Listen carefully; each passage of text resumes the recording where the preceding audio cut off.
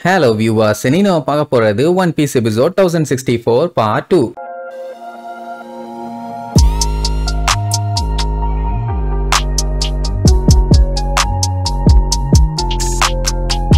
Open பண்ணா இதுக்கு முன்னாடி இருந்த கைடோவை விட இப்ப குடிச்சிட்டு சண்டை போடுற கைடோ பாத்தீங்கன்னா ரொம்ப மோசமா இருக்கான். ஏன்னா அவன் அடிச்ச அடியில கோட்டையோட சீலிங்கே உடஞ்சு போச்சு. அதுக்கப்புறம் டிராகனா மாதிரி இதுக்கப்புறம் ஒரு பிரயோஜனமும் இல்ல. இந்த ஐலாண்டே மொத்தமா அழிய போகுது. என்னோட கேஸ்லும் பாதி அழிஞ்சு போச்சே. வாட்டப்பிட்டி என்னோட கேஸ்ல கூட என்னால காப்பாத்த முடியல அப்படின்ட்டு குழந்தை மாதிரி அழ ஆரம்பிச்சிருவான். இப்ப என்னன்னா இந்த கேஸ்ல கெட்டி முடிக்கிறதுக்கே 5 வருஷம் ஆச்சு. மறுபடியும் இதை சரி பண்ணுன்னா எவ்வளவு நேரம் ஆகும்னு தெரியலையே அப்படின்ட்டு சரக்கு அடிச்சு அவன் பாட்டுக்கு அழுதுகிட்டே இருக்கான். எப்படி சடனா அவ்வளவு வந்துச்சுன்னு தெரியல. இங்க லூஃபிக்கு ஒண்ணும் பெரிய டேமேஜ் எல்லாம் இல்ல. ஐயோ நீ அடிச்சது வலிக்குதுடா அப்படின்னு கத்திக்கிட்டே எந்திரிச்சு பார்த்தா இன்னும் அவன் குடிச்சுட்டு இருப்பான். அது இன்னும் அவனுக்கு வெறியாவும். நான் பாட்டுக்கு சாலியா வெப்பன்ஸ் எல்லாம் இங்க அங்கன்னு வித்துக்கிட்டு இருந்தேன். அது மட்டுமா ஸ்மைல் ஃப்ரூட்டை வச்சு உலகத்திலேயே ஒரு ஸ்ட்ராங்கஸ்ட் ஆர்மியை நான் பில்ட் பண்ணேன். என்னோட பெஸ்ட்டை நான் பண்ணேன். ஆனா எல்லாமே இப்ப கெட்டு போச்சேன்னு மறுபடியும் அழ ஆரம்பிப்பானா. நான் அசந்த கேப்ல நீ அடிச்சிட்ட, இந்த டைம் நான் உன்னை விட மாட்டேன்னு லூஃபி வெறி கொண்டு ஓடி வருவான். அவன் பாத்தீங்கன்னா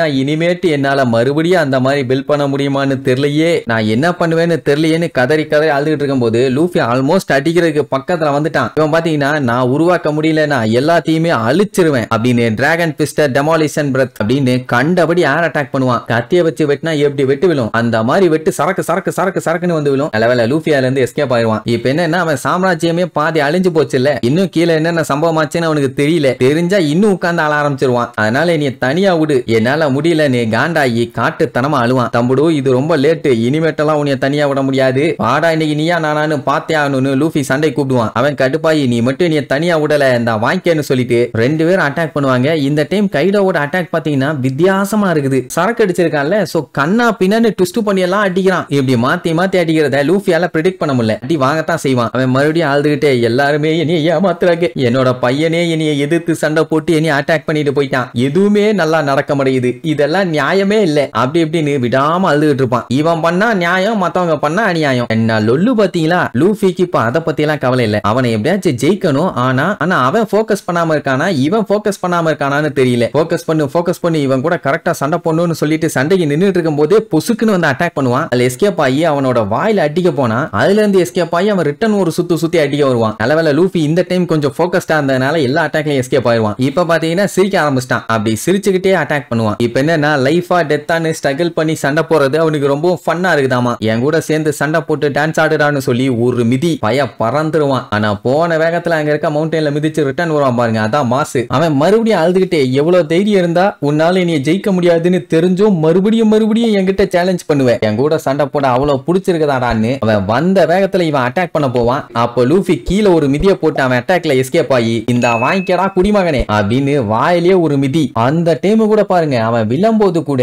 லூஃபியோட காலை புடிச்சு இழுத்து விடுவானா. 2 பேரும் அவனுக்கு பவர்ஸ் யூஸ் பண்ணி ஆடு மாதிரி ஹெட் டு ஹெட் இடிச்சுக்குவானுங்க. அதுவும் பவர் பத்தலன்னு இன்னும் இழுத்து இடிப்பானுங்க. அப்படி சண்டை போடும் போதுதான் லூஃபிக்கே தெரியுது அவனோட ஹாக்கி பவர் இன்னுமே அதிகமாகிக்கிட்டே போகுதுன்னு. அதுக்கப்புறம் வாயில இருந்து நெருப்பை யூஸ் பண்ணி அட்டாக் பண்ணுவான். அவன் ஆயுதத்தை வச்சு அட்டாக் பண்ணுவான். எல்லாத்துலயும் லூஃபி கஷ்டப்பட்டு எஸ்கேப் ஆகி இவன் கேட்லிங் அட்டாக் யூஸ் பண்ணுவான். அவன் பாத்தீங்கன்னா டிராகன் ஸ்வார்ம் அட்டாக் யூஸ் பண்ணுவான். ஃபர்ஸ்ட் மாத்தி ஒரே மாதிரி அடி விழும். அதாவது அவன் அடிக்கிறத இவன் தடுப்பான், இவன் தடுக்கிறத அவன் அடிப்பான். இதே மாத்தி போகும். ஒரு சில கேப்ல அவனுக்கும் அடி விழும், இவனுக்கும் அடி விழும். ஆனா 2 பேரும் விட மாட்டானுங்க. ஈக்குவலான சண்டை போய்கிட்டே தான் இருக்கும். ஆனா லூஃபி கொஞ்சம் புதுசா யோசிச்சு அவன் அட்டாக்ல எஸ்கேப் ஆகி வயிற்றுலயே ஒரு மிதி வைப்பான். வாயில இருந்து ரத்தம் புளிச்சுன்னு வந்துடும். எவ்வளவுதான் சரக்கு அடிச்சாலும் எப்படி சண்டை போடுறான் பாருங்க. லூஃபிய கதற விட்டுட்டாங்க நேரத்துக்கு. இப்ப பாத்தீங்கன்னா லூஃபி கொஞ்சம் திங்க் பண்ணி சண்டை போட்டா வேணா அவனை தடுக்க முடியும், இல்லன்னா இவனுக்கு தான் ஆபத்து. அப்படியே அங்க கட் பண்ணி ரெட் லைன்ல இருக்க மரி ஜாயா காட்டுறாங்க. அங்க இருக்கவங்க எல்லாம் இந்த வருஷம் நடந்த ரெவரிய பத்தி தான் பேசுவாங்க. அது ஒரு சாபம், அதை ஏத்துக்கிட்டு தான் ஆகணுங்கிற மாதிரி அவ்வளவு கவலை. அட வேற ஒண்ணும் இல்ல, 7 வார்லாட்ஸையுமே கலைச்சு காலி பண்ண சொல்லிட்டாங்களே.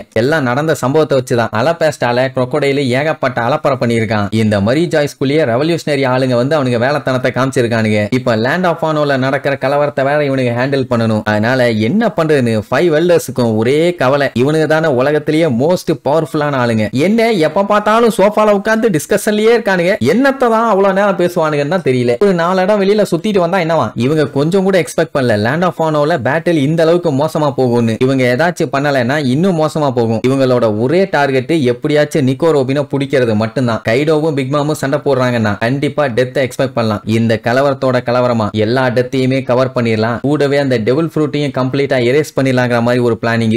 எந்த டெவில் ஃப்ரூட்னு தெரியல. சரி அப்படியே கட் பண்ணா லேண்ட் ஆஃப் ஆனுக்கு பக்கத்துல நேவி ஆளுகள்லாம் வந்துட்டாங்க. இப்போ என்னன்னா ஆர்டர்ஸ் காண்டி வெயிட்டிங். எப்போ அட்டாக் பண்ணலாம்னு சொல்றாங்களோ அப்போ உள்ள இறங்கி பொளந்து கட்டிர போறானுங்க. இப்ப வந்திருக்கவங்களோட கெட்டப்ப பாத்தீங்களா, கோட்டு சூட் எல்லாம் போட்டு வந்திருக்கானுங்க. ஏதோ சரியில்லையே. அப்ப அந்த டைம் ஆப்போசிட்ல ஏதோ பெரிய உருவம் ஒண்ணு தெரியுது. அது என்னன்னு சொல்லிட்டு அப்படியே ஊன்னு பாத்துட்டு இருப்பானுங்க. அதே நேரம் இங்க அந்த 5 எல்டர்ஸும் அந்த டெவில் ஃப்ரூட்டை பத்தி தான் கவலைப்பட்டு இருப்பானுங்க. பல செஞ்சுரிஸா அந்த டெவில் ஃப்ரூட்டோட பவர் இன்னும் வெளியில வரவே இல்லை. அது மட்டும் அவேக்னிங் ஆச்சுன்னா அது டெஃபினட்டா நமக்கு பிரச்சனை. பேசாம அந்த டெவில் ஃப்ரூட்டோட பேரையே மாத்திடுவோம் அப்படி இப்படின்னு அந்த டெவில் ஃப்ரூட்டை பத்தி தான் பயங்கரமா கவலைப்படுவானுங்க. அதே நேரம் இங்க மெரைனாலே ஆப்போசிட்ல ஒரு பெரிய உருவத்தை பார்த்தானுங்களே, அது வேற ஒண்ணும் இல்ல, அந்த ஜோ ஐலாண்டு தான். அந்த பெரிய சைஸ் யானை ஒண்ணு இருக்குதே, அந்த யானை தான் வந்துகிட்டு இருக்குது. இனி எப்படி சமாளிக்க போறானுங்கன்னு தெரியல. இவனு என்னடானா அந்த டெவில் ஃப்ரூட்டோட பேரை மாத்தி ஹிஸ்டரியில இருந்து எப்படியாச்சும் மறைச்சிடலாம் அப்படின்ட்டு தீவிரமா பிளான் பண்ணிட்டு இருக்கானுங்க. சரி, இதுக்கப்புறம் என்னென்னலாம் பஞ்சாயத்து ஆக போகுதுன்னு அடுத்தடுத்த எபிசோட்ல பார்க்கலாம். டாடா.